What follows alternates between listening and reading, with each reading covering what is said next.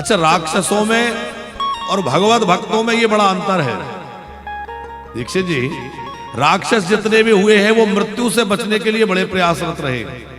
तपस्या करेंगे तो सबसे पहला क्या वरदान मांगते हैं राक्षस लोग? हम मरे ना। पहला वरदान राक्षसों का होता है हम काहू के मरे ना मारे, हम मरे ना, हम अमर हो जाएं। और किसी भी भक्त ने कभी ऐसा वरदान मांगा कि हम अमर हो जाएं? ध्रुव जी ने, प्रहलाद जी ने, कुंती माता ने, किसी भी भक्त ने कभी मांगा हम अमर हो जाएं? ये जो प्रवृत्ति है कि केवल देह को ही पुष्ट करने में लगे रहे, ये आसुरी प्रवृत्ति है। देखो, शरीर को स्वस्थ रखना बहुत अच्छी बात है, क्योंकि शरीर स्वस्थ रहेगा तभी हम कथा सुन पाएंगे, तभी भजन कर पाएंगे, तभी सत्संग कर पाएंगे, सेवा कर पाएंगे। कोई भी कार्य करेंगे तो शरीर से। तो शरीर को स्वस्थ रखना, स्वास्थ्य अच्छा रखना बहुत जरूरी है। लेकिन केवल शरीर के ही साज संभाल में लगे रहें और इस शरीर से परमार्थ ना करें, इस शरीर से सेवा ना करें, इस शरीर से भगवान का भजन ना करें, तो भगवान कहेंगे कि अरे इसको मनुष्य शरीर देकर मैंने गलती ही करी, अब ऐसी गलती नहीं करूंगा। भगवान कहते हैं कि मैंने तुझे हाथ दिए पर उन हाथों से तूने कुछ अच्छा काम नहीं किया, तो अब हाथ देने की गलती दोबारा नहीं करेंगे। पर भगवान चार पैर वाला बनाएंगे।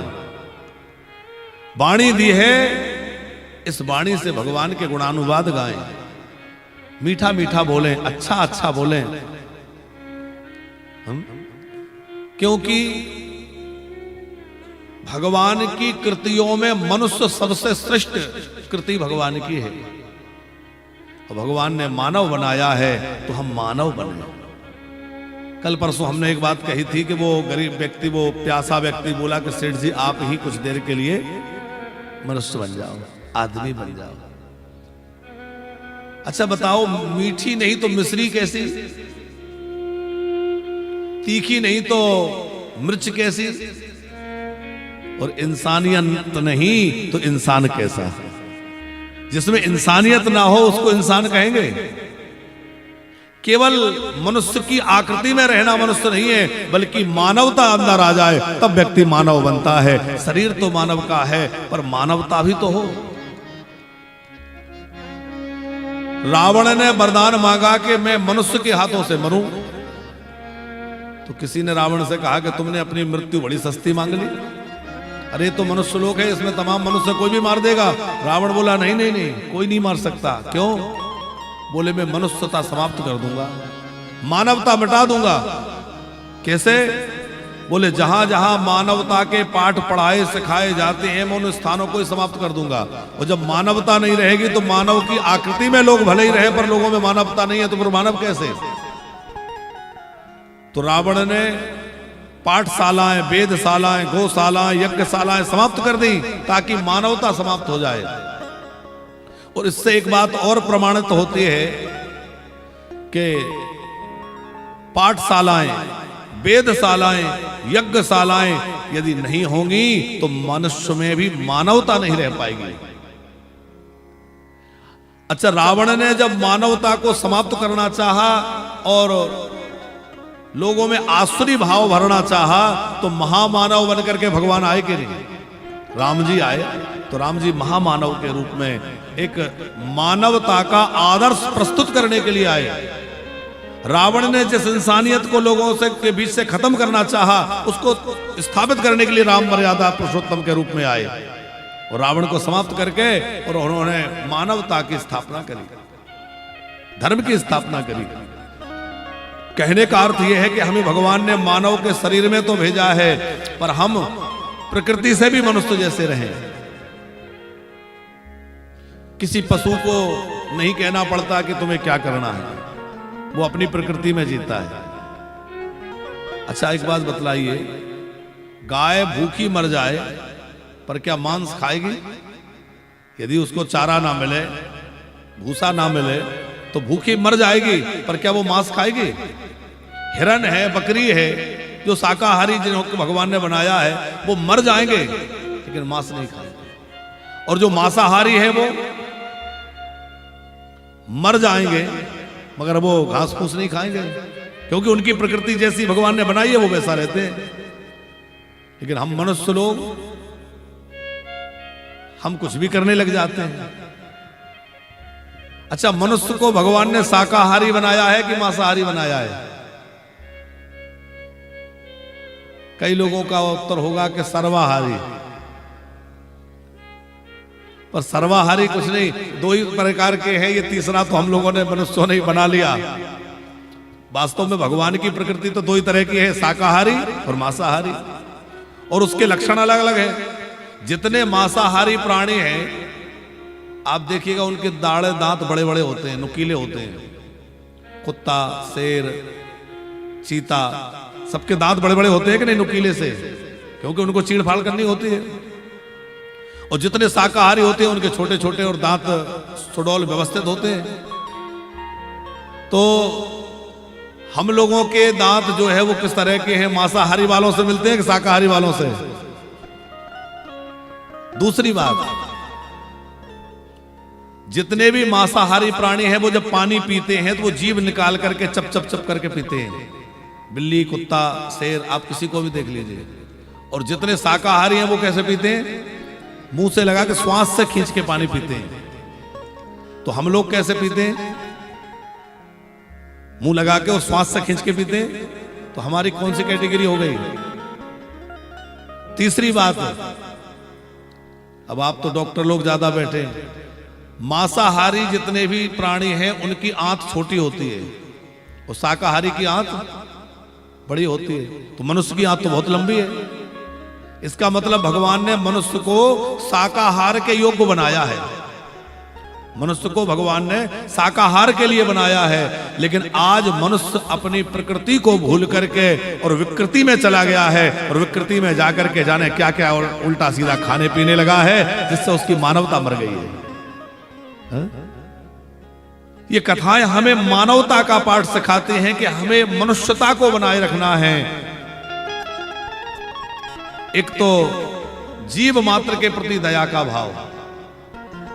दीक्षित जी, आजकल लोग कुत्तों से तो बड़ा प्रेम करते हैं, डॉग लवर खूब है, और होना चाहिए, हमें उससे कोई आपत्ति भी नहीं। पर हमें कई बार सोचने में लगता है कि कुत्ते से इतना प्रेम और बकरों से बिल्कुल नहीं। वो भी तो प्राणी है बेचारा, जो मांस खा रहे हैं। तो जो मांसाहार करने वाले लोग हैं वो प्राणी की हत्या ही तो हो रही है कहीं ना कहीं। तो उन प्राणियों से कोई लगाव नहीं, उनके प्रति दया नहीं। अरे उन पर भी तो दया करो बेचारों को, उनको क्यों मरवाया जा रहा है? पर दया का भाव केवल दिखाने के लिए कुछ जगह नहीं, जीव मात्र के प्रति हमारे अंदर दया हो। दया सर्वभूतेषु, वैष्णव का लक्षण है जीव मात्र के प्रति दया हो, सबके प्रति करुणा हो, सबके प्रति प्रेम हो, सबको अपना सुहृद मान करके और सबके हित का चिंतन करे, वही मनुष्य है। किसी के काम जो आए उसे इंसान कहते हैं। किसी के काम जो आए उसे इंसान कहते हैं। पराया दर्द अपनाए उसे इंसान कहते हैं। पराया दर्द अपनाए उसे इंसान कहते हैं। यूं भरने को तो दुनिया में पशु भी पेट भरते हैं। यूं भरने को दुनिया में पशु भी पेट भरते हैं। जो बंदा बांट कर खाए, जो बंदा बांट कर खाए उसे इंसान कहते हैं। पराया दर्द अपनाए उसे इंसान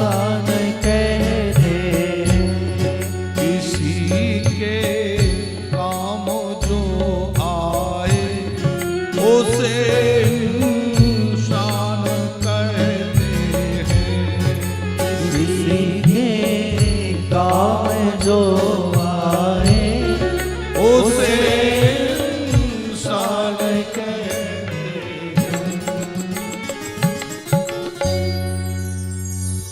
राक्षसों की प्रवृत्ति रही है कि ये मृत्यु से बहुत भागे हैं। कंस को पहले ही पता चल गया कि देवकी के 8वें पुत्र से तेरी मृत्यु होगी, तो देवकी वसुदेव को बंदी बना लिया, उनके पुत्रों को मार डाला, कृष्ण को मारने के पीछे लगे रहे, लेकिन क्या मृत्यु से बच पाया? और परीक्षित को 7 दिन पहले पता चला कि तक्षक के काटने से तुम्हारी मृत्यु होगी, और तक्षक ने परीक्षित ने मृत्यु से भागने का प्रयास नहीं किया। क्या किया? 7 दिनों के लिए भगवान के भजन करने, कथा सुनने के लिए बैठ गए और मुक्त हो गए। और आज भी हम परीक्षित की कथा गा सुन रहे हैं। मृत्यु से भागने का प्रयास परीक्षित ने नहीं किया, बल्कि मृत्यु को संवारने का प्रयत्न किया, और इसलिए उनका नाम अमर हो गया। शरीर तो अमर नहीं हुआ, लेकिन नाम अमर हो गया। आज भी जो भागवत के यजमान बनते हैं उनको क्या बोलते हैं? परीक्षित। तो उस रूप में परीक्षित आदमी जीवित है कि नहीं है? जो भी भागवत का यजमान बनते हैं उनको परीक्षित कहा जाता है, वो परीक्षित है। परीक्षित उस रूप में आज भी हम सबके बीच में है। इसका मतलब ये है कि जो भगवान की भक्ति में लगते हैं उनका नाम, उनका यश अमर हो जाता है। लेकिन जो केवल देह को ही पुष्ट करने में, राक्षसी वृत्ति में लगे रहते हैं, उनको एक दिन मरना पड़ता है और उनका फिर नाम निशान समाप्त होता है। तो उस सम्रासुर ने अपनी मृत्यु को मारने उस बालक को ले जाकर समुद्र में फेंक दिया था। वो मछली के द्वारा वो उसी के घर में पहुंच गया। अच्छा, वहां एक देवी काम करती थी जिनका नाम था मायावती, उसको वो बालक दे दिया गया। वो पालन करने लगी। एक दिन नारद जी आए और कहा, देवी जी इनको पहचाना? बोले नहीं। ये बोले आपके पतिदेव हैं। अब पतिदेव इतने से, वो तो युवा थी, तो पहचान गई। अरे ये तो मेरे पतिदेव हैं। कौन थे? बोले वो कामदेव थे, और वो पत्नी, वो स्त्री जो थी वो रति महारानी थी। पर कितनी निष्ठा रही होगी पति चरणों में कि युगों युगों तक प्रतीक्षा करती रही। और प्रतीक्षा नहीं, एक राक्षस की रसोई में चौका बर्तन कर रही थी। रति जैसी सुंदर त्रिभुवन में कोई नहीं था, क्योंकि आपने सुना होगा कामदेव और रति को तपस्या भंग करने भेजा जाता था। क्यों? क्योंकि वो परम सुंदर। लेकिन ऐसी परम सुंदरी रति महारानी एक राक्षस के रसोई में चौका बर्तन का काम कर रही है। क्यों? बोले अपने पति की प्रतीक्षा के लिए। देहात पति प्रतीक्षति, पति की प्रतीक्षा करते हुए वहां बैठी है। ये भारतीय सनातन संस्कृति है जहां इतना समर्पण होता है एक दूसरे के प्रति। अब वो पहचान गई तो लालन पालन बालक का किया। धीरे धीरे बालक बड़ा हो गया, और जब बालक बड़ा हुआ तो बालक ने पूछा कि आप तो मेरी माँ के जैसे होना चाहिए, क्योंकि आपने मेरा पालन किया, पर आपके भाव। उन्होंने कहा जरा पहचानिए, मैं आपकी पत्नी हूं, आप मेरे पतिदेव हैं। और वो बालक जो है, उन्होंने ध्यान लगा के देखा तो वो पिछले जन्म का सारा वृतांत याद आ गया। ओहो, आप तो रति महारानी है, मैं तो शिव जी के क्रोध से जल गया था। फिर दोनों के बीच जयमाला हुई, दोनों का ब्याह हो गया, और सम्भ्रासुर से युद्ध करने के लिए ललकारा प्रद्युम्न जी ने। सम्भ्रासुर के साथ बड़ा भारी युद्ध हुआ, और सम्भ्रासुर को समाप्त करके और आकाश मार्ग से श्री प्रद्युम्न जी महाराज द्वारिका पधार गए। वो देवी जी को भी साथ में ले आए। द्वारिका में जब सबको पता चला तो सब बड़े प्रसन्न हुए, खूब उत्सव मनाया गया, और आनंद के साथ उनकी अगवानी हुई। ये भगवान का प्रथम विवाह और प्रथम पुत्र की कथा है। अब भगवान के कितने विवाह और होना है? अभी 16,107 और होने हैं। अभी एक ही हुआ है, तो जल्दी जल्दी करने पड़ेंगे। हाँ, तो दूसरा विवाह किसके साथ हुआ? दूसरा भगवान का विवाह हुआ जाम्बवती जी के साथ। ये विवाह कैसे हुआ? तो बड़ी सुंदर कथा सुखदेव जी कह रहे हैं। राजन, द्वारिका में एक सत्राजित नाम के यादव थे। आसात सत्रहजितः सूर्यो वक्तस्य परमा सखा प्रीतस्मै मणिमणि प्रादात् सूर्यस्तुष्टाश्यमन्तकम्। ये सत्राजित महाराज सूर्य नारायण की भक्ति करते थे, सूर्य नारायण के उपासक थे। और सूर्य तो बड़े प्रत्यक्ष देवता है। सूर्य भगवान प्रसन्न हो गए तो सूर्य नारायण भगवान ने इनको एक मणि प्रदान करी। वो इतनी अद्भुत मणि थी कि सूर्य की तरह तो चमकती थी। 8 भार सोना प्रतिदिन अपने से प्रदान करती थी, और जहां वो मणि रहेगी अकाल नहीं पड़ेगा, अतिवृष्टि नहीं होगी, अनावृष्टि नहीं होगी, ऐसा उसका प्रभाव बड़ा अद्भुत था। सत्राजित महाराज मणि पहन के जैसे ही द्वारिका की सभा में पहुंचे तो सब आश्चर्यचकित हो गए, भैया इतना प्रकाश। बोलिए सत्राजित महाराज की मणि के चमत्कार है। अब वहां जो कुछ सुधीजन बैठे थे बड़े बूढ़े, उन्होंने कहा कि भैया इतनी मूल्यवान मणि घर में रखोगे तो हो सकता है कोई संकट आ जाए, ऐसा करो इसको राज खजाने में रखवा दो, जब मर्जी हो ले जाना। बात तो अच्छी कही थी, लेकिन सत्राजित को लगा कि देखो तपस्या हमने करी, मणि हमें मिली, इनको क्यों दे दे। वो अपनी मणि घर ले गया। बाद में उसका छोटा भाई प्रसेन उस मणि को गले में पहन करके और रात्रि के समय शिकार करने वन में चला गया। अब वो मणि के प्रकाश में खुद तो दिख रहा था, पर उसको बाहर के जीव जंतु नहीं दिख रहे थे। किसी सिंह ने उस पर आक्रमण किया और सिंह के आक्रमण से वो मारा गया। अब जब वो प्रसेन नहीं लौटा तो सत्राजित को बड़ी चिंता हो गई कि भैया गया है, मणि लेकर गया है, आया नहीं। फिर आशंका हो गई कि ऐसा तो नहीं किसी ने उसको मरवा दिया हो, कौन ऐसा कर सकता है। तो सत्राजित के मन में विचार आया कि द्वारिकाधीश ने कहा था कि इसको राज खजाने में रखवा दो, हो सकता है उन्होंने मेरी मणि के चक्कर में मेरे भाई को मरवा दिया, हत्या करवा दी। पत्नी के सामने बैठे था बड़े चिंता में। पत्नी ने पूछा क्या बात है। अरे बोले तुम्हारे देवर जी तो लौटे नहीं। तो वो तो आशंका जता रहा था, पर उन्होंने मान लिया कि पक्की बात होगी। अब धीरे धीरे पूरे द्वारिका में ये बात फैल गई कि द्वारिकाधीश ने प्रसेन को मार डाला। भगवान को लगा कि हमने तो ऐसा कुछ किया नहीं, लेकिन कलंक तो छुटाना है। क्यों? बोले यदि मेरे ऊपर आरोप बना रहा कि मैंने प्रसेन को मरवाया है तो लोग समझेंगे कि जब राजा ही अधर्म कर रहा है तो प्रजा भी अधर्म करेगी, इसलिए मुझे इस कलंक को मिटाना होगा। अच्छा, ये कलंक कृष्ण पर क्यों लगा, इसके लिए भी एक कथा है।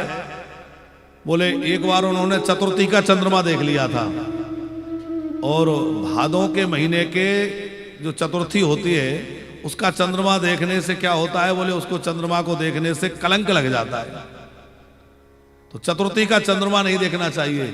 इसीलिए अब वो गणेश, वो जो चतुर्थी होती है जिसमें माताएं व्रत करती हैं, कौन सी होती है? करवा चौथ। उसमें तो चंद्रमा का दर्शन ही होता है, चंद्रमा की पूजा होती है। गणेश जी की चतुर्थी, चतुर्थी सब गणेश जी की है,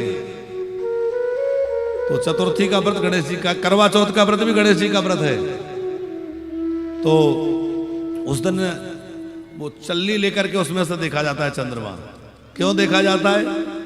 चल्ली इसलिए लगाई जाती है कि सीधा सीधा देखने से कलंक लगने की संभावना रहती है, सीधा देखना मना है। इसलिए फिर वो नियम बना दिया कि चंद्रमा का दर्शन तो करना है पर सीधा सीधा दर्शन नहीं करना, बोले चल्ली लगा करके उससे दर्शन करना है।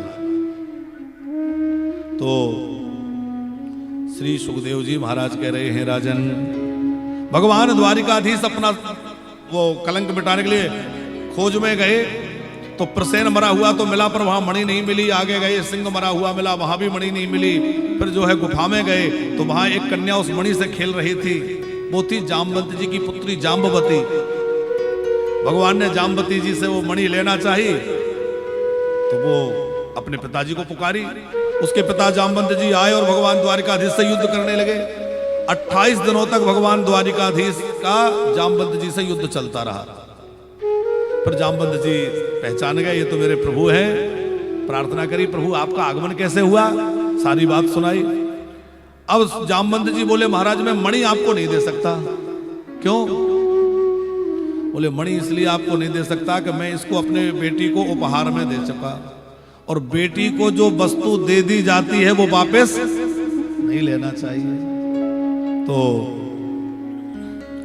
भगवान ने कहा, भाई मणि तो हमें चाहिए, इसके पीछे हमारे लिए कलंक लग गया है। तो फिर भगवान ने एक युक्ति निकाली, क्या करें। जामवंत जी बोले कि आप ऐसा करिए कि आपने मेरी गुफा में आने के बाद मेरी बेटी का हाथ पकड़ा था, तो आप हमेशा हमेशा के लिए मेरी बेटी का हाथ थाम लीजिए, और मेरी बेटी को जब आप स्वीकार कर लेंगे तो दहेज में मणि भी मैं आपको दे दूंगा। और फिर यही हुआ कि भगवान ने स्वीकृति दी। जामवंत जी ने संकल्प पूर्वक अपनी बेटी का हाथ भगवान द्वारिका देश के हाथ में दिया, और ये जामवती जी से भगवान का दूसरा विवाह संपन्न हो गया। बोली जाम्बवती वल्लभ लाल की।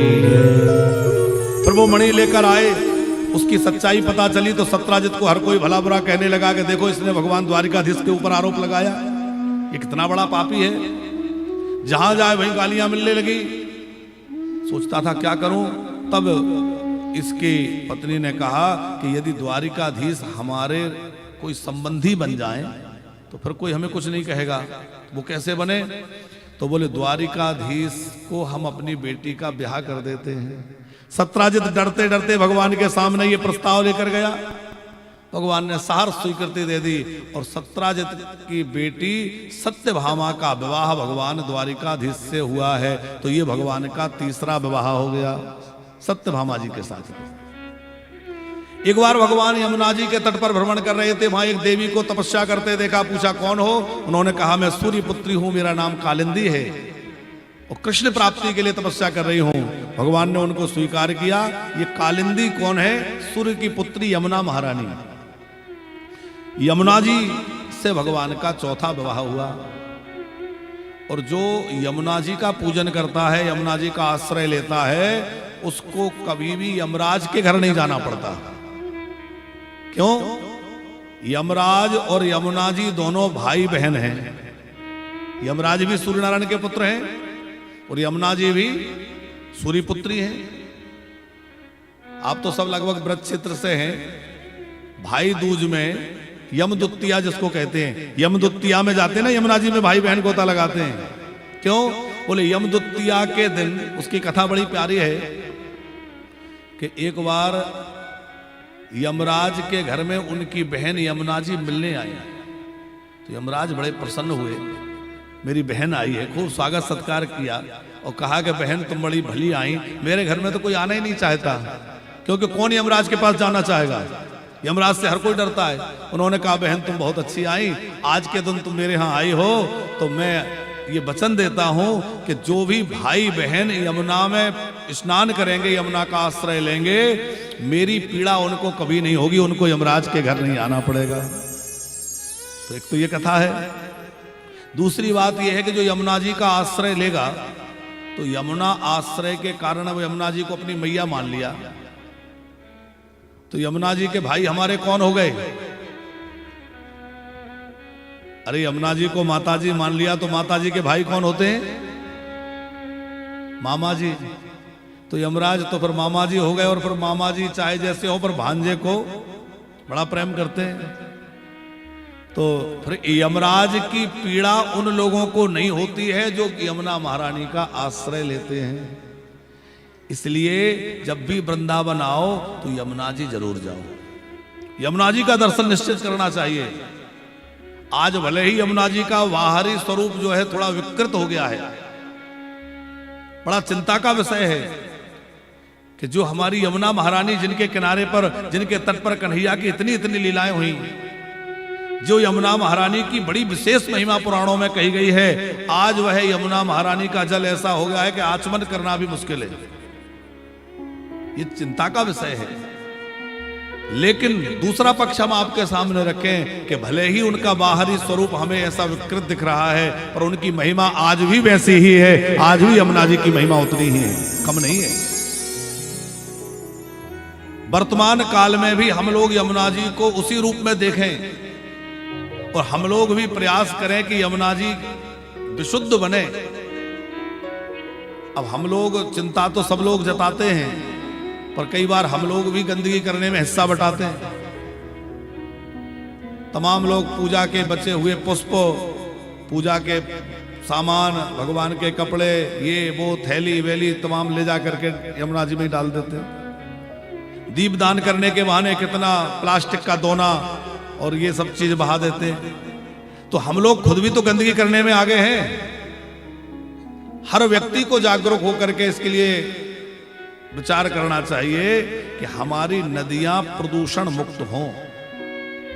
यदि नदियों की स्थिति ऐसे ही रहेगी तो नदियां तो विलुप्त हो जाएंगी।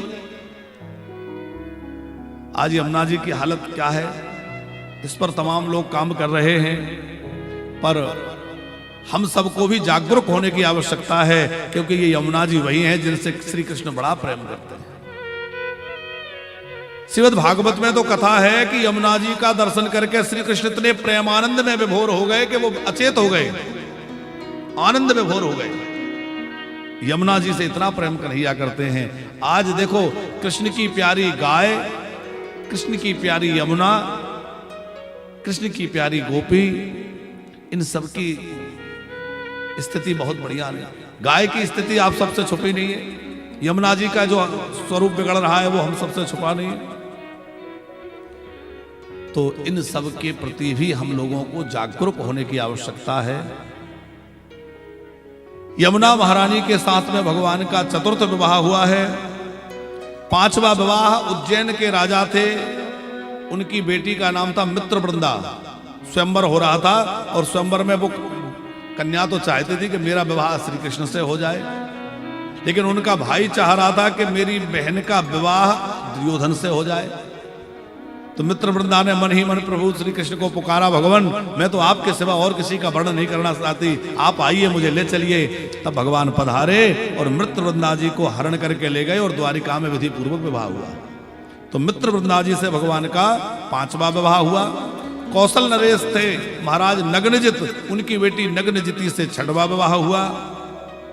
कैकेयी नरेश की पुत्री भद्रा से सातवां विवाह हुआ और लक्ष्मणा जी से आठवां विवाह हुआ। ये 8 भगवान की मुख्य पटरानियां हैं। पर 16,100 विवाह एक ही साथ हुए।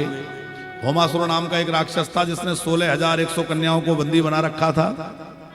देवताओं की प्रार्थना पर भगवान उसको मारने के लिए गए, उससे बड़ा भारी युद्ध हुआ और जब उसको भगवान ने समाप्त कर दिया तो उन 16,100 कन्याओं से कहा अब तुम मुक्त हो गई, लौट जाओ, अपने अपने घर जाओ। अब वो घबरा रही थी, कहाँ जाए, कौन हमें स्वीकार करेगा, हम पवित्र हैं, इस बात को कौन मानेगा।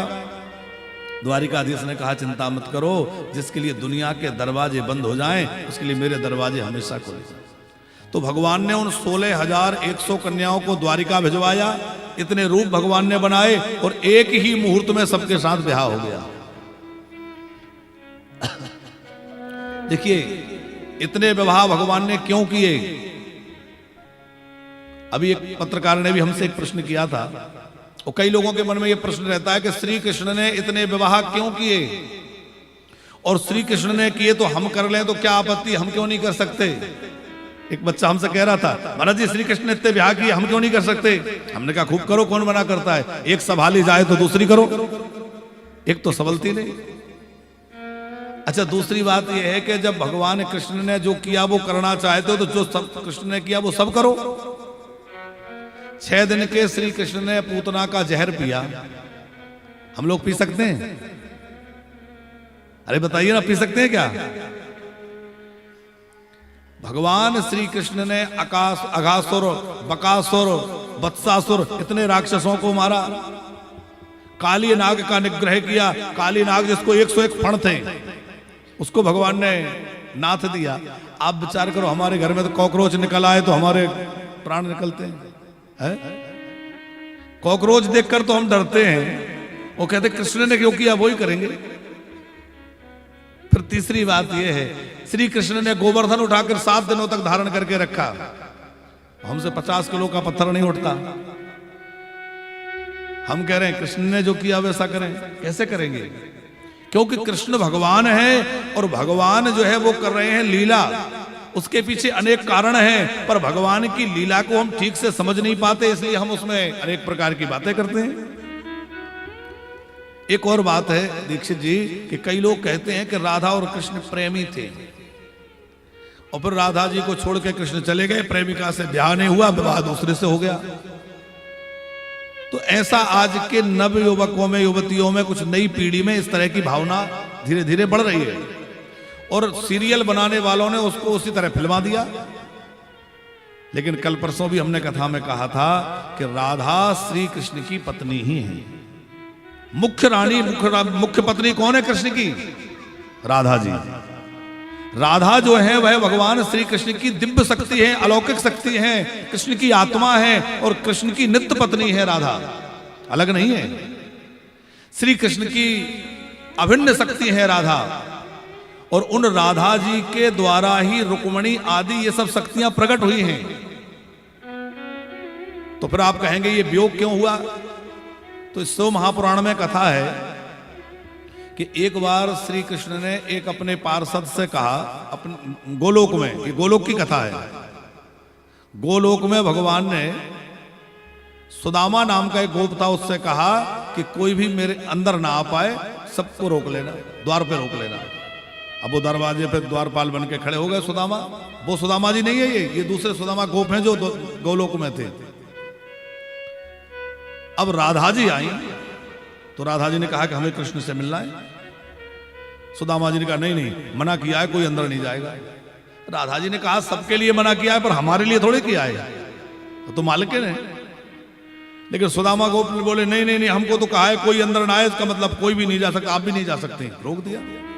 श्री जी के मन में श्याम सुंदर से मिलने की बड़ी उत्कंठा थी और जब रोक दिया तो क्या हुआ कि श्री जी को थोड़ा रोष आ गया और उन्होंने कहा कि तुम कृष्ण से मिलने में बाधा उत्पन्न करते हो, तुम यहां रहने लायक नहीं हो, जाओ तुम राक्षस हो जाओ।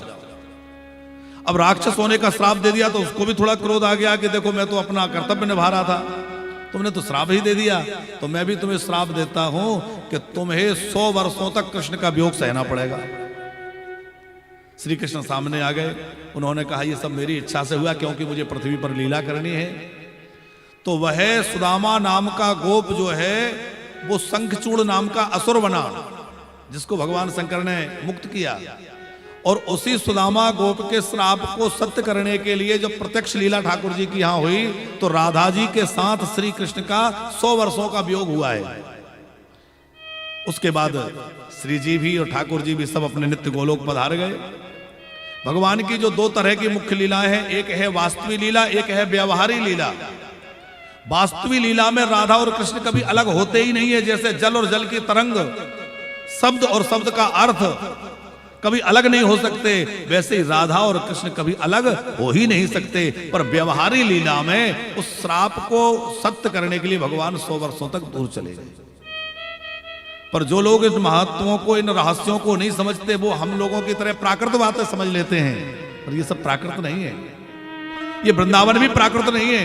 ये वृंदावन देखने में तो हमें प्राकृत लगता है, पर ये वृंदावन चिन्मय है, शाश्वत है और नित्य गोलोक का ही एक भाग है।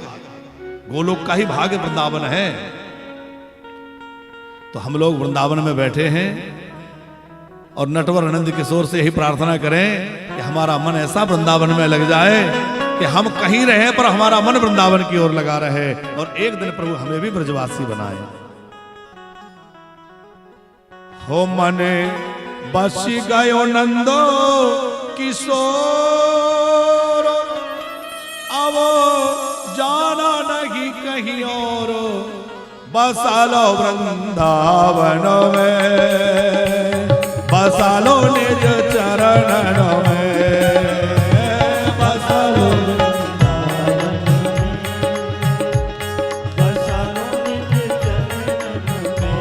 बसालो वृंदावन में, बसालो निज चरण में, बसालो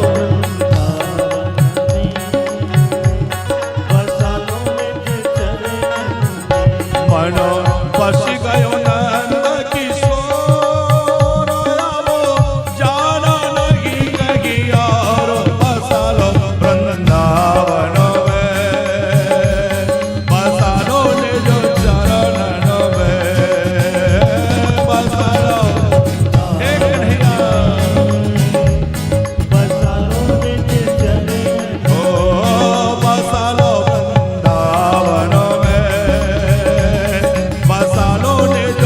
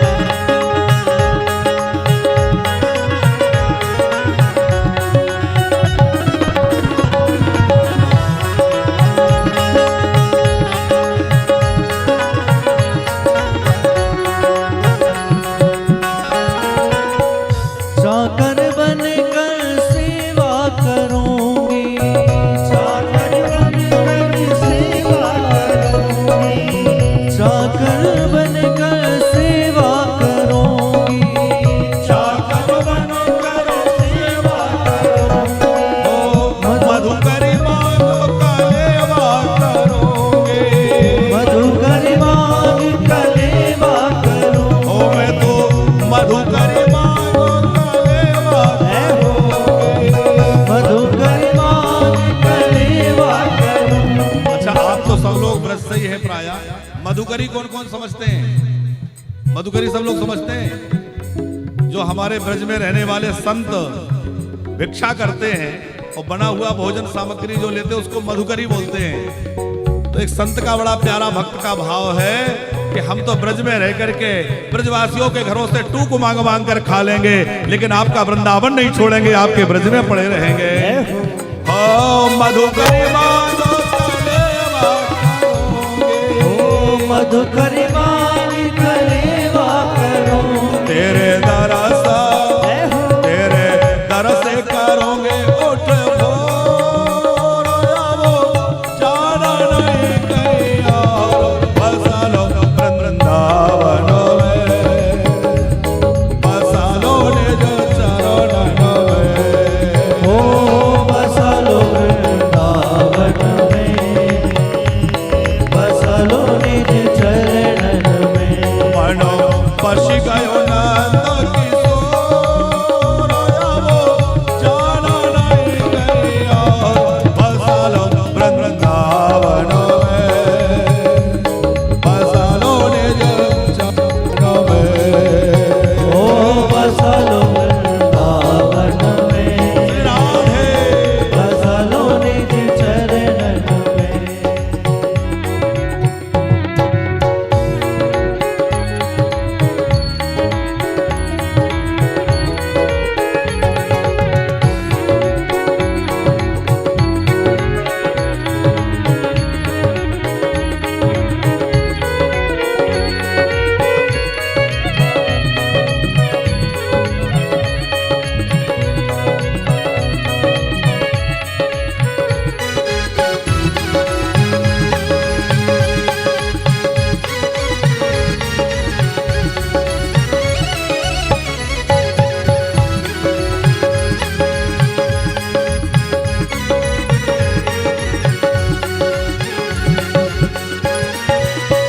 और जो मेरी मंजूर ये करुणा, अर्ज मेरी मंजूरी करना, वृंदावनों से दूर न करना, वृंदावन से दूर न करना, ओ वृंदावनों से दूर न करना। वृंदावन से दूर न करना। कहे जय राधे राधे, जय राधे राधे, जय श्यामा प्यारी, राधे राधे जय श्यामा प्यारी, राधे ओ राधे जय राधे राधे, राधे राधे जय राधे राधे, ओ शिवान दुलारी, राधे राधे शिवान दुलारी, जय राधे राधे, राधे राधे जय राधे राधे, जय राधे राधे, वृंदावन में बसा लो निज चरणों में। बसा लो वृंदावन में, बसा लो निज चरण में। बसा लो वृंदावन में, बसा लो निज चरणों में।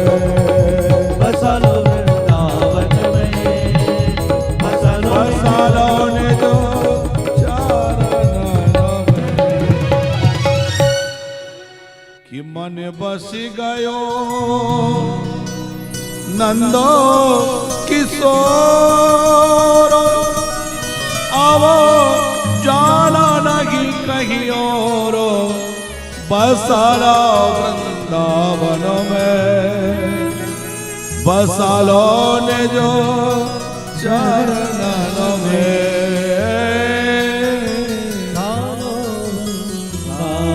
वृंदावन में, बसा लो निज चरण में। बोले वृंदावन बिहारी लाल की। तो राधा जी से श्री कृष्ण का जो वियोग है वह एक लीला मात्र है, और नित्य वृंदावन में तो नित्य राधा कृष्ण एक साथ विराजते ही हैं, नित्य युगल की लीला है। तो यह कहना कि कृष्ण ने इतने विवाह क्यों किए, पहला कारण तो यह है जो हमने बतलाया कि उन देवियों के सामने ये संकट था कि अब हम कहां जाएं, क्योंकि उनके साथ कौन विवाह करेगा। तो वो सब निराशित हो रही थी। श्री कृष्ण ने कहा कि देवियों कोई बात नहीं, मैं तुम सबसे विवाह करके तुम्हें स्वाभिमान सम्मान से रहने का स्थान है। अब आप कहेंगे कि फिर भी इतने विवाह क्यों।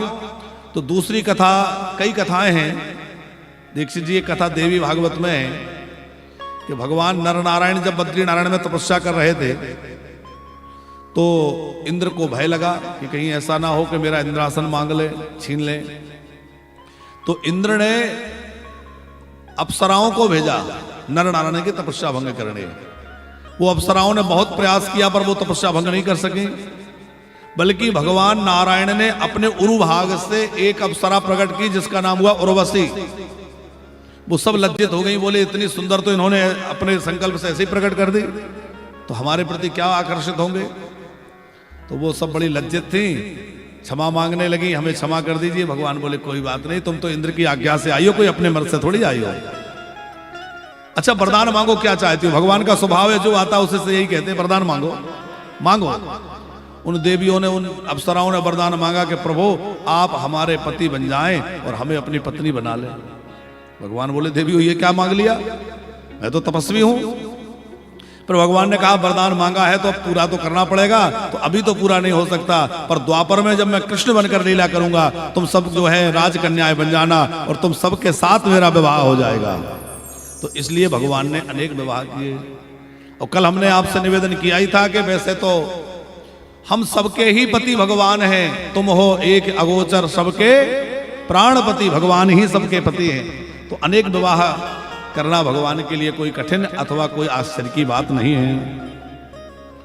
फिर भगवान के प्रत्येक रानी से कितनी संतानें हुई। भगवान की हर एक रानी से 10-10 पुत्र हुए और एक एक पुत्री हुई। तो अब आप जरा कैलकुलेशन कर लीजिए भगवान के कितने पुत्र हो गए। 16,108 रानियां हैं और प्रत्येक से 10-10 पुत्र हुए हैं, एक एक पुत्री हुई है। भगवान का परिवार बहुत विशाल हो गया, बड़ा बृहद हो गया।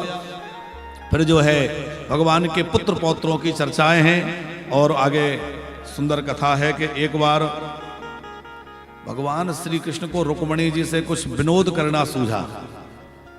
तो भगवान भी प्राकृत जैसे हम लोगों के हास्य परिहास होता है ऐसे हंसी विनोद भी करते हैं। तो लक्ष्मी जी ठाकुर जी के चरण दबा रही थी और पलयंग पर ठाकुर जी लेटे हुए थे और बोले कि अच्छा देवी ये बताओ तुमने हमसे विवाह क्यों किया। वो ये बात कब हो रही है जब 10 बच्चों के पिता बन गए। तो रुक्मिणी जी को लगा ये क्या पूछ रहे हैं। नहीं मैं पूछ रहा था कि तुम्हें हमें ऐसा क्या दिखा, तुम्हें लगे कि हमने तुम्हें सुंदरता देखकर तो हम तो काले कलूटे हैं, सुंदर भी नहीं है। रुक्मिणी जी को लगा कि आज इनको हो क्या गया, क्या कह रहे हैं। बोले नहीं मैं पूछ रहा था कि जब अच्छा भला शिशुपाल आ रहा था बारात लेके तो हमारे लिए क्यों तुमने चुना। देखो तुम सोचो कि हमने तो कुल खानदान देखा, तो हमारे तो खानदान का भी ठिकाना नहीं है। हमारे तो माता पिता ही कन्फर्म नहीं है, कोई कहता है देवकी वसुदेव के, कोई कहता है नंदी यशोदा के। अब रुक्मिणी जी और परेशान। अच्छा देवी तुम सोचो कि आपकी सूरवीरता पर रीझ गई तो हम तो वैसे ही रण छोड़ नाम से विख्यात है। हम तो युद्ध मैदान छोड़ के भाग गए तो वीरता भी नहीं है, समुद्र में छुपे बैठे हैं। तुम कहो कि आपके आचरण को देख करके तो हम तो बचपन के चोर और हैं, तो फिर तुमने हमसे विवाह क्यों किया। रुक्मिणी जी के वो तो विनोद कर रहे थे और फिर धीरे से क्या बोले रुक्मिणी जी से कि देवी मुझे तो लगता है अभी भी कुछ नहीं बिगड़ा, क्योंकि शिशुपाल तो तुम्हें चाहता ही था। और जैसे ही कहा अभी भी कुछ नहीं बिगड़ा, रुक्मिणी जी को लगा आगे जाने पता नहीं क्या बोलने वाले हैं। रुक्मिणी जी को इतना जो है पीड़ा हुई कि वो एकदम अचेत हो गई। जब अचेत होकर गिरने लगी तो भगवान ने संभाल लिया। अरे देवी क्या हुआ। पलंग पर लिटाया, जल का छींटा मारा, हवा करने लगा। पहले लक्ष्मी जी हवा, रुक्मिणी जी हवा कर रही थी, अब ठाकुर जी हवा कर रहे हैं। थोड़ा चेत आया तो प्रभु ने कहा अरे मैं तो ऐसे हंसी विनोद कर रहा था, तुम तो इतना ज्यादा गंभीर हो गई। रुक्मिणी जी बोली प्रभु आप जो कुछ कह रहे थे सब ठीक ही कह रहे थे। भगवान बोले क्या ठीक कह रहे थे। हम तो कह रहे थे कि हमारे अंदर कोई गुण नहीं है। रुक्मणी जी बोली आप सही कह रहे थे, आपके अंदर कोई गुण नहीं है, आप तीनों गुणों से परे त्रिगुणातीत हैं। बोले हम तो कह रहे थे हमारे माता पिता का ठिकाना नहीं है। रुक्मणी बोली वो भी बिल्कुल ठीक है, आप ही जगत के माता पिता हैं तो आपका माता पिता कौन होगा? आप जगत के माता पिता हैं। अरे देवी हम तो कह रहे थे हम बचपन के चोर हैं।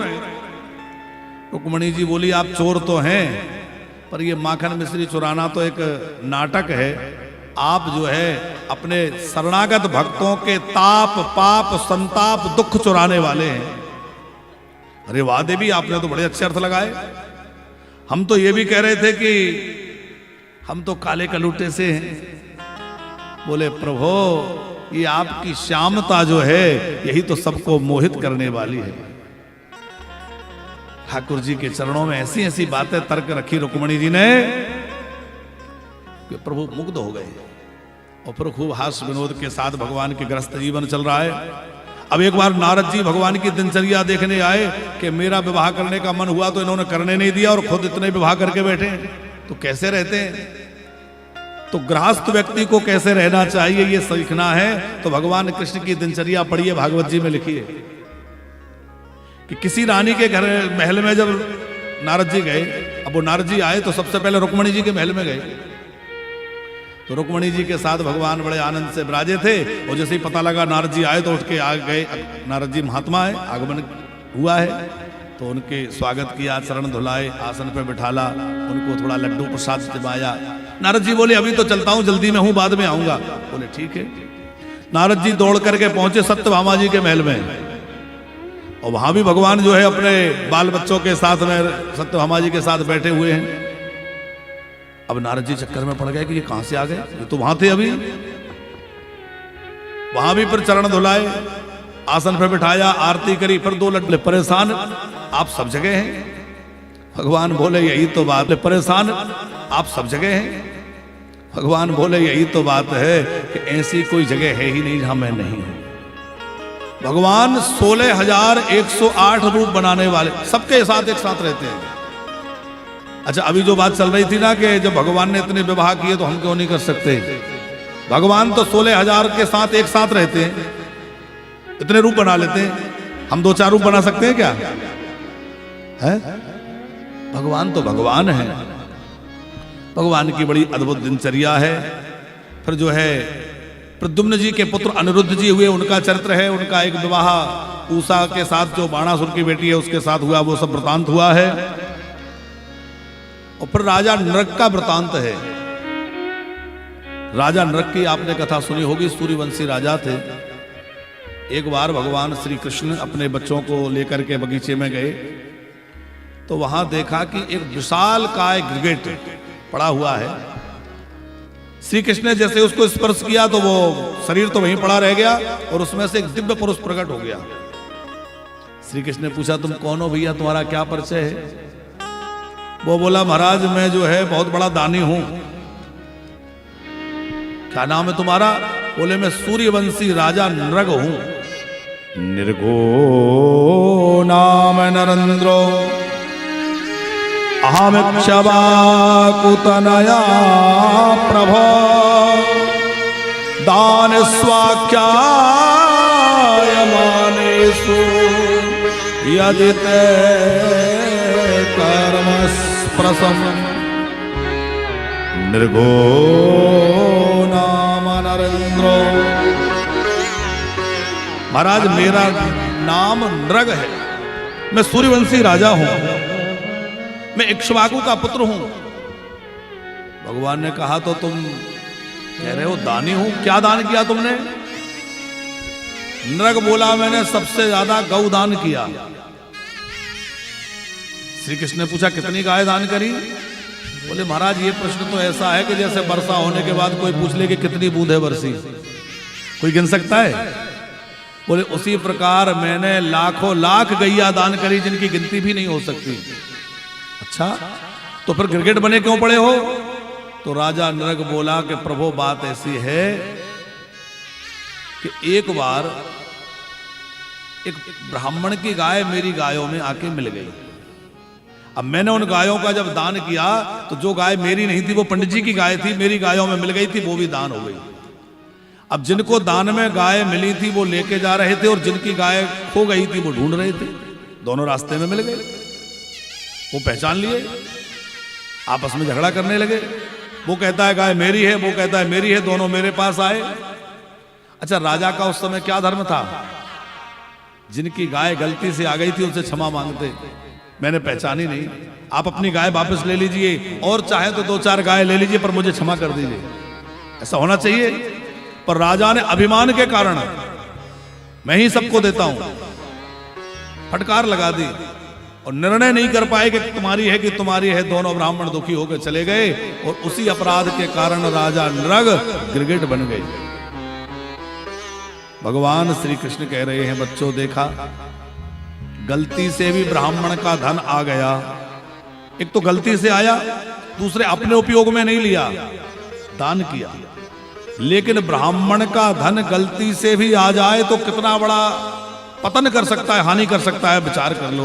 बच्चों से भगवान कृष्ण कह रहे हैं, नाहम हलाहलम नाहम हलाहलम मन्ये विषमयस प्रतिक्रिया ब्रह्म स्वं हि विषाम प्रोक्तम नास प्रत्येविदो। भगवान ने अपने बच्चों को सदाचार, संयम आदि का उपदेश दिया है, क्योंकि संतान को संपत्ति से ज्यादा संस्कार देने की आवश्यकता है। आज हम लोग भाग दौड़ भरी जिंदगी में संतान के लिए धन का प्रबंध तो ज्यादा कर देते हैं, पर कई बार संस्कार देना भूल जाते हैं। उनको यदि संस्कार अच्छे मिले होंगे तो धन कम भी होगा तो भी उनका जीवन बहुत अच्छा होगा, और वो बहुत धन कमा लेंगे। और केवल हमने उनको धन कमाना सिखाया और धन कमा के दे गए और संस्कार बढ़िया नहीं हुए, तो हो सकता है वो गलत रास्तों पर चले जाएं और उस धन का दुरुपयोग करें। भगवान अपने कुटुंब को समझाते हैं। पौंड्रक नाम के राजा का उद्धार, काशी राज का उद्धार हुआ, पर भगवान ने जरासंध का उद्धार करवाया, पांडवों का राजसूय यज्ञ पूर्ण करवाया है। और इसके बाद बड़ी प्यारी कथा सुखदेव जी वर्णन कर रहे हैं। राजन, कृष्णस्यासीद सखा कश्चिद ब्राह्मणो ब्रह्मवित्तमा वृक्त इंद्रियार्थेषु प्रशांतात्मजितेन्द्रिया।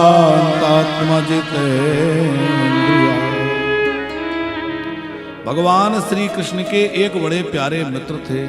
क्या नाम था उनका? सुदामा। अच्छा, नाम ही कितना प्यारा है। सुदामा का मतलब है जिसके पास सुंदर दाम, दाम माने धन, जिसके पास सुंदर धन है। और सुंदर धन क्या है? और धन तो ऐसे हैं जो सब चले जाते हैं, पर एक धन ऐसा है जो हमारे साथ जाता है, वो है सत्कर्मों का धन, और वो है पुण्य का धन, भजन का धन। मीराबाई कहती है ना, मीराबाई ने क्या गाया है वो, राम रतन धन पायो, पायो जी मैंने राम रतन धन। तो राम नाम का धन ही सबसे बड़ा धन है। आप विचार करिए, जब हम मर के जाएंगे तो क्या हमसे पूछा जाएगा कि आपने कितने बड़े बड़े मकान बनाए थे? क्या मर के जाने के बाद ये पूछा जाएगा कि बैंक बैलेंस कितना बनाया था? ये भी नहीं पूछा जाएगा कि आपने बच्चों को पढ़ा लिखा के क्या बनाया था, बल्कि ये पूछा जाएगा कि आपने अच्छे काम कितने किए थे, दुनिया में रह के आपने भलाई कितने लोगों के साथ की, भजन कितना किया। इसलिए हम बार बार यही निवेदन करते हैं कि अपने गृहस्थी की जिम्मेवारियों के साथ साथ कुछ परमार्थ जरूर करते चलें, और जो परमार्थ के मार्ग पर चलते हैं उन्हें जगत में कुछ भी दुर्लभ नहीं रह जाता है। पर हित बस जिनके मन माही, तिनका जग दुर्लभ कछु नाही। उन्हें जगत में कुछ दुर्लभ नहीं रह जाता। और इसका जीवंत उदाहरण दीक्षित जी, हमारे मन में बुजुर्गों को ब्रजवास देने की, भक्तों को ब्रजवास देने की इच्छा हुई तो लोगों को ब्रजवास तो बाद में मिल रहा है, हमें पहले ही भगवान ने ब्रजवास करा दिया। हम तो सोचते थे लोगों को ब्रजवासी बनाए, तो लोगों को वृंदावन में आश्रय दें, वहां आश्रम बनाए, पर हमारा वृंदावन रहने का कोई निश्चय नहीं था। हम तो भोपाल में बढ़िया अपना आनंद से रह रहे थे, पर दूसरों को ब्रजवासी बनाने का निश्चय मन में आया तो भगवान ने हमें ब्रजवासी पहले बना दिया। जब आप किसी को तिलक लगाते हैं तो टीका लगाते समय दूसरे के माथे पे टीका बाद में लगता है और आपकी उंगली में पहले लग जाता है, पहले आपको लग गया। इसका मतलब है जब परोपकार करने आगे निकलते हैं तो भैया सामने वाले का हित तो बाद में होता है और आपका हित भगवान पहले कर देते हैं। और हमें तो इस परमार्थ के मार्ग पे चलने की एक बड़ी प्रेरणा हमारे डॉक्टर साहब से भी मिली, जिसकी हम प्रायः चर्चा, यहाँ ही केवल इस कथा में चर्चा हो रही हो ऐसा नहीं है, कई कथाओं में बाहर भी कहीं यत्र तत्र कथाएं होती हैं तो प्रसंग अनुसार कई बार ये बात निकलती है। अब दीक्षित परिवार से तो हमारा मिलना अब इस कथा में हुआ है, पहले बहुत कम ही था, तो अब दीक्षित परिवार को तो हम अब समझ रहे हैं। और अब पता चला कि भाई आपके वहाँ जो हॉस्पिटल है स्पंदन, वहां भी आपने उस दिन बताया कि ऐसे तमाम लोग आते हैं और उनके लिए हम लोग तत्पर रहते हैं। तो लोगों के मन में तो ये रहता है डॉक्टर केवल कमाने के लिए है, लेकिन वास्तव में जब उनके नजदीक जाकर देखो तो पता चलता है कि इनके अंदर कितनी परोपकार की भावना और कितना मानवता है। अब मिश्रा जी को तो हमने बहुत नजदीक से देखा और उनसे प्रेरणा ली है कि न केवल हमारे मामले में, अब हमारी चर्चा तो हम कर ही चुके, और भी वो सिद्धि कहां गई, आ रही, आज आई है वो बच्ची जिसके प्राण डॉक्टर साहब के प्रयास से बचे हैं, तो आज उसको बुलाया है। तो एक बार पुनः हम चाहेंगे हमारे डॉक्टर साहब के लिए जोरदार तालियां बजाएं। आप श्री ने उस समय इतनी विकट परिस्थिति हमारे साथ निर्मित हुई, देखो परिस्थितियां बनती बिगड़ती हैं कि बेटी बीमार और हम दिल्ली में हॉस्पिटल में डॉक्टर साहब ने भिजवाया कि वहां इसका इलाज कराओ, और फिर ये बेटा भी जल गया, छोटा वाला था उसका भी हाथ जल गया, तो पूरा परिवार परेशान। पर डॉक्टर साहब ने कहा कि आप ये परेशान मत होइए कि आपको आना पड़े, कि आपको किसी तरह की चिंता, हर कार्य के लिए आप पूरी तरह लगे रहे। और केवल हमारे लिए नहीं, हमने देखा कि उन दिनों में कितने ऐसे लोग हमारे सामने और भी आए। अब चूंकि मरीजों के परिजन आपस में बातचीत तो करते ही है, पेरेंट्स लोग बात होती है ना, तो और लोगों को भी हमने सुना कि कोई परेशान है, कोई कुछ है, तो डॉक्टर साहब ने कह दिया कोई बात नहीं, हम देखेंगे, जो होगा हम देखेंगे। तो और आज उसका परिणाम ये है कि भगवान की कृपा से आपके जीवन में, परिवार में किसी प्रकार की कोई कमी नहीं है, भगवान खूब कृपा कर रहा है, और जो परोपकार करते रहेंगे उसी प्रकार भगवान उनके ऊपर कृपा करते रहेंगे। पर हे तो बस जिन के मनो माहे,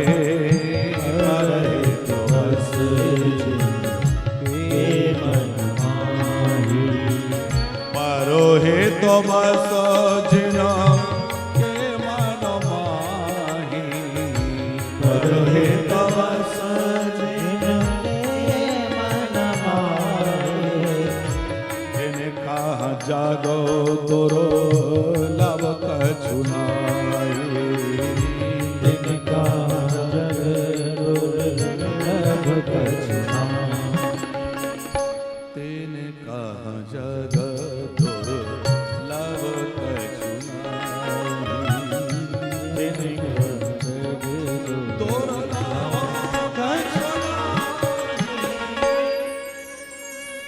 सुदामा जी का जीवन भी बड़ा परोपकारी है। सुदामा जी का जीवन कैसा है जरा ध्यान से सुनेंगे। कृष्णस्यासीद सखा कश्चिद, श्री कृष्ण के एक मित्र हैं, नाम है सुदामा। यहां नाम नहीं लिखा पर उनकी विशेषताएं लिखी हैं। सबसे पहली विशेषता यह है श्री कृष्ण के मित्र हैं। इसमें क्या विशेषता है? इसमें यह है कि श्री कृष्ण से इनका प्रगाढ़ संबंध है। हम लोग भी भगवान से कोई रिश्ता जोड़ लें, भगवान को मित्र बना लें, पिता बना लें, भाई बना लें, पुत्र बना लें, पर कुछ ना कुछ रिश्ता भगवान से हमारा होना चाहिए। कोई निश्चय रिश्ता बनाइए कि भगवान मेरे क्या है। और एक बात ध्यान दीजिएगा, रिश्ता बनाना हमें है और निभाना ठाकुर जी को है। आप जिस रिश्ते में भगवान को बांधेंगे उसको निभा के ठाकुर जी दिखा देंगे।